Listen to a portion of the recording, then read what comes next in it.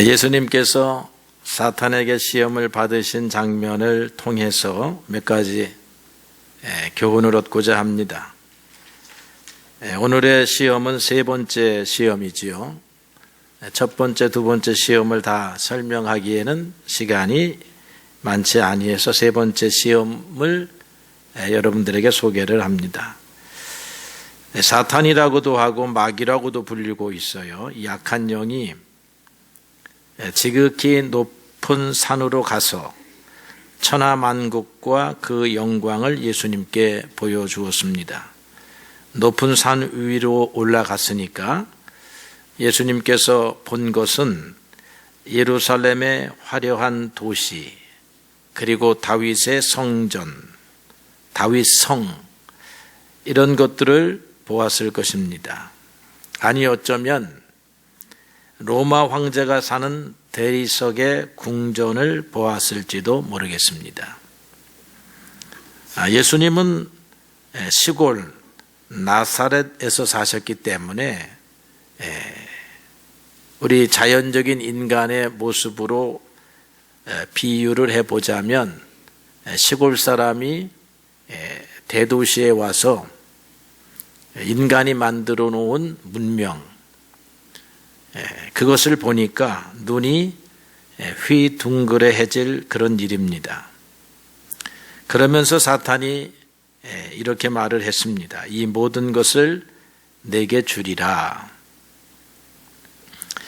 예수님을 시험한 이 사탄은 성공의 욕구로 가득 찬 우리 인간들을 매일과 같이 시험을 하고 있고 유혹을 하고 있다라고 그렇게 말할 것입니다.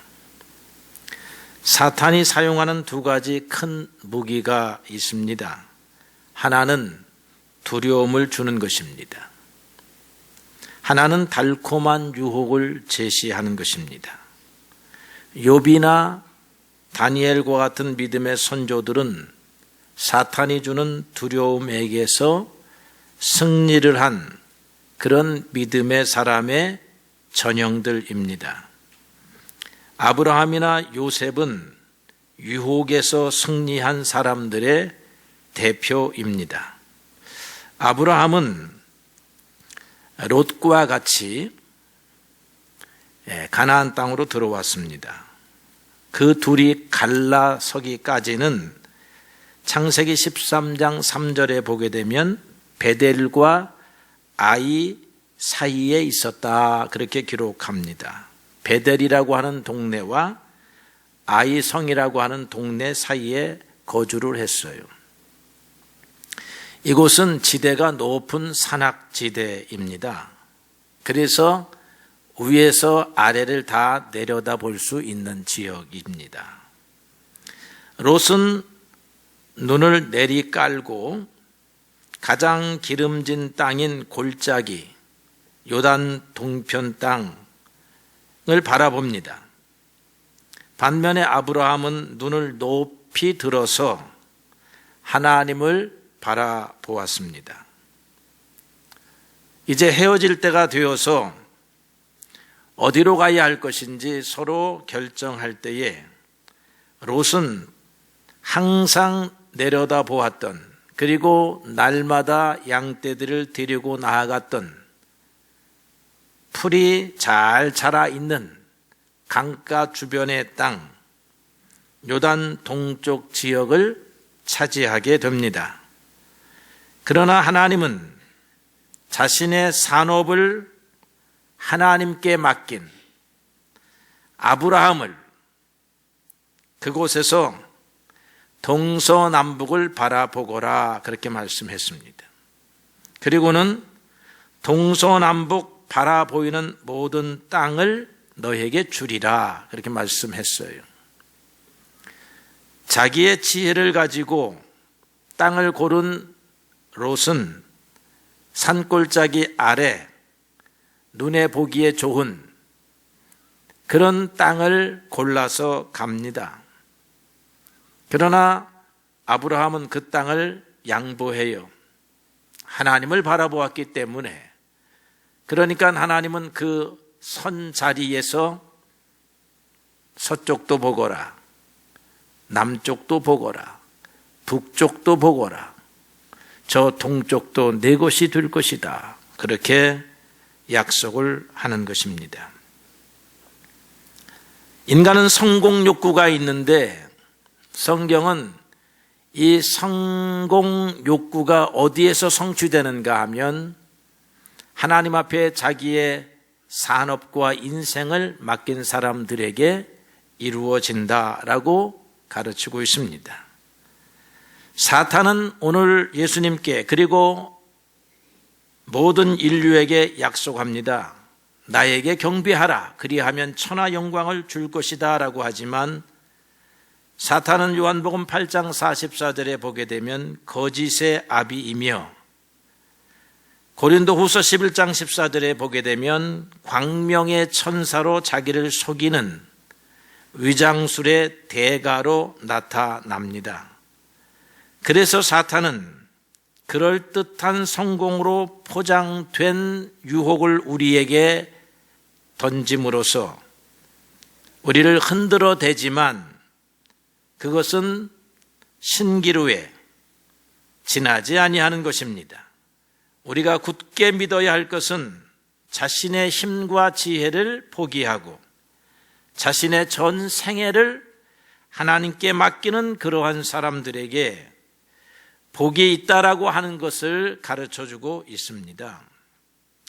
그러므로 하나님을 떠나서 성공의 유혹이 오면 오늘 우리는 예수님처럼 사탄아 물러가라 그렇게 말해야 된다 이 말이죠. 또 우리로 하여금 두려움을 주는 수많은 사건이 일어나서 마땅히 하나님의 사람으로 해야 할 일을 하지 못한다라고 하면 사탄아 물러가라 그렇게 명해야 되는 것입니다. 시편 2편은 제왕시로 알려져 있습니다. 그 2편 마지막 절에 보게 되면 이런 약속의 말씀이 있어요. 내게 구하라. 내가 이방 나라를 내 유업으로 주리니 네 소유가 땅 끝까지 이르리로다. 이게 제왕시라는 거예요. 유다의 임금들이 왕이 될 때에 아버지가 죽고 난 다음에 태자가 되어서 왕위로 등극하게 될 때에 대관식을 할 때에 이 시편 2편의 말씀을 낭독합니다. 서기관이 낭독을 해요. 거기에 보게 되면 다시 보면 내게 구하라 하나님이 그렇게 말씀하는 거죠. 영토를 수호해야 할 책임이 왕에게 있고 전쟁에서 승리해야 할 책임이 왕에게 있고 영토를 확장해야 할 의무가 왕에게 있어요. 그런데 이스라엘 왕들은 그 일을 행하는 데 있어서 이방의 왕들과 달리 자신의 힘과 지혜로 할 것이 아니고 너는 내게 구하라 하는 하나님의 말씀을 듣고 하나님의 힘을 의지하는 왕들이 되었다라고 하는 것입니다. 성공은 하나님에게서 오는 것이지 사탄에게서 오는 것이 아니에요. 성공은 진실에서 오는 것이지 거짓에서 오는 것이 아닌 것입니다. 그러므로 우리는 우리의 분수를 넘어서게 하는 유혹을 물리쳐야 하는 것입니다. 제가 뉴욕에 있을 때에 세 남자로부터 재혼 중매를 해달라 하는 부탁을 받았습니다. 뉴욕에 가니까 결혼에 실패한 사람들이 많아요. 또 살다 보니까 재혼을 해야 돼요. 그런데 어떻게 이제 제가 알고 지내던 사람들이요, 또 어떤 이는 성도이기 때문에 중매를 하게 되었습니다. 세 사람은 각각 한 사람은 사업가이고 한 사람은 농장의 주인이고 한 사람은 엠파이어 스테이트 빌딩에 사무실을 가지고 있는 변호사였습니다. 마침 좋은 여자분이 있어서 세 사람을 소개하려고 다 설명을 했습니다. 당신 앞에 이 세 사람이 있습니다. 누구와 먼저 손을 보겠느냐라고 물었습니다. 그리고는 세 사람의 장점들을 소개했어요. 한 사람은 사업가니 돈이 많을 것이요. 한 사람은 농부인이 근면할 것이요. 한 사람은 변호사인이 똑똑할 것이요. 골라라 이거지. 신앙도 설명을 했습니다. 농부가 제일 열심히더라. 그 다음에는 변호사이더라. 사업가는 일을 하다 바빠서 그런지 신앙은 제일 아래더라. 여자분은 대번에 망설임도 없이 주저함도 없이 돈 많은 사업가를 택하였고 결혼에 성공을 했습니다. 이 결혼에는 많은 이야기거리가 있지만 오늘 주제에 맞게 한 가지 주목하고 싶은 것은 많은 사람이 이 여자분과 같이 돈과 화려한 생활을 동경한다라고 하는 것입니다. 물론 이 여자분을 비난하려고 하는 것은 아닙니다. 그러나 우리는 성공에, 천하 영광에 매우 약한 인생들이라고 하는 것이고, 사탄은 이러한 인간의 욕망을 슬쩍 건드려서 내게 엎드려 경배하면 이 모든 것을 얻을 수 있다라고 유혹을 한다는 것입니다. 사탄에게 경배한다라고 하는 말의 뜻을 좀 배울 필요가 있습니다. 물론 사탄교라고 하는 교도 있어요. 그래서 사탄의 형상을 만들어 놓고 그 앞에 예배하는 무리들도 있습니다. 신천지와 같이 오늘날 소개되는 이 무리들은 사탄교와 다름이 없지만 교묘한 사탄교라 할 수 있겠습니다. 그러나 오늘 우리는 그러한 것보다는 천하 영광을 얻기 위하여 죄악과 손잡는 우리들의 인생들이 결국은 사탄을 경배하는 행위가 될 것이다 라고 하는 것입니다. 그런 면에서 우리는 사탄에게 경배하는 일이 일상적으로 일어날 수 있다는 것입니다. 사탄은 은밀하게 우리가 모르는 사이에 우리의 욕심을 불러일으킵니다. 성경에는 다윗에게 이런 사건이 있었습니다.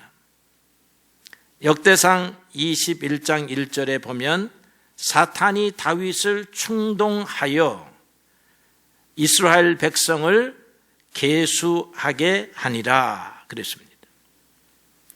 사탄은 다윗을 충동했습니다. 그의 마음속에 있는 잠재된 교만을 꺼집어냅니다.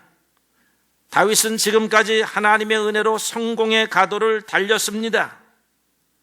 어느새 다윗의 마음속엔 하나님의 은총이 희미해졌습니다. 그리고 내가 만든 나라, 내가 번성케 한 백성, 내가 준 태평성대라고 하는 생각이 솟구쳐 올랐다라고 하는 것입니다. 사탄이 오늘 교묘하게 우리에게 찾아오는 이유가 그런 것입니다. 내가 한 것이다, 하나님이 한 것이 아니다라고 하는 생각을 갖게 하는 것입니다. 이러한 교만이 다윗으로 하여금 밧세바와의 간음의 사건도 불러일으켰습니다.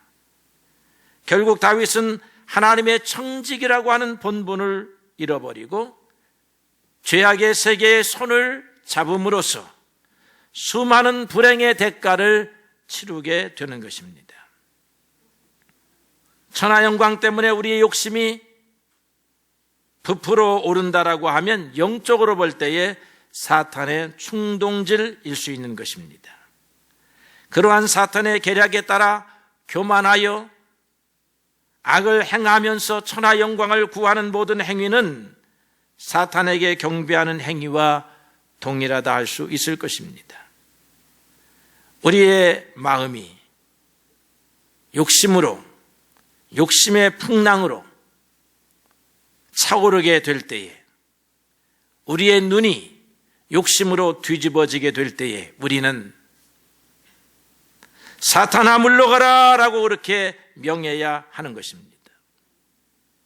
지난주에 박목월 시인을 잠깐 소개했습니다. 요즘 박목월 시인의 수필집을 열심히 제가 읽고 있습니다. 그의 삶의 신조 하나를 배웠는데 분수를 지키며 산다라고 하는 것입니다. 분수를 넘어서지 아니하려고 무척이나 애를 쓰는 그의 모습이 진솔하게 그려져 있습니다. 그는 그 분수를 주 안에서 지키려고 애를 썼습니다. 분수를 넘어서려고 하는 것은 욕심일 때가 많다라고 하는 것이지요. 예수님께서는 사탄에게 하나님을 섬기라 그렇게 말씀했습니다. 성공을 하나님의 뜻 안에서 찾아야 하는 것이 우리 인생들입니다. 성공에는 다양한 종류가 있습니다. 성공은 직선적인 것이 아니라 원형적인 것이라고 하는 생각을 가질 필요가 있습니다. 성공을 직선적으로 생각하면 맨 처음에 자리를 차지해야 성공입니다. 그래서 사람들은 돈이 많고 권세가 높은 것을 성공 리스트의 맨 앞자리에 놓습니다. 2등도 슬픈 것이 경쟁사회의 속성입니다. 이것이 옛날 시대의 성공의 개념입니다.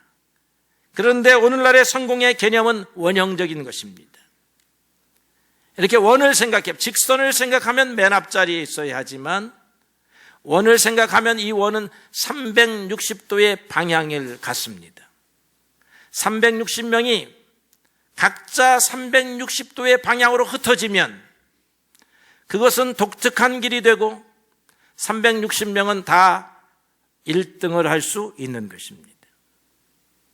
청소를 제일 잘하는 사람, 요리를 제일 잘하는 사람, 놀이를 제일 잘하는 사람 다 성공할 수 있는 거다 이 말이죠.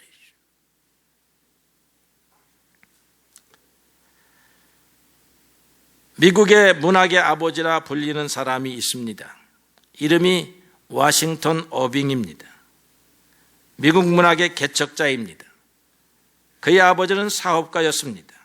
똑똑한 아들이 법률 공부를 해서 권력자가 되는 것이 소망이었습니다. 1800년도 초에 살았던 이 어빙, 그 시대의 미국의 성공의 기준은 금을 찾는 것,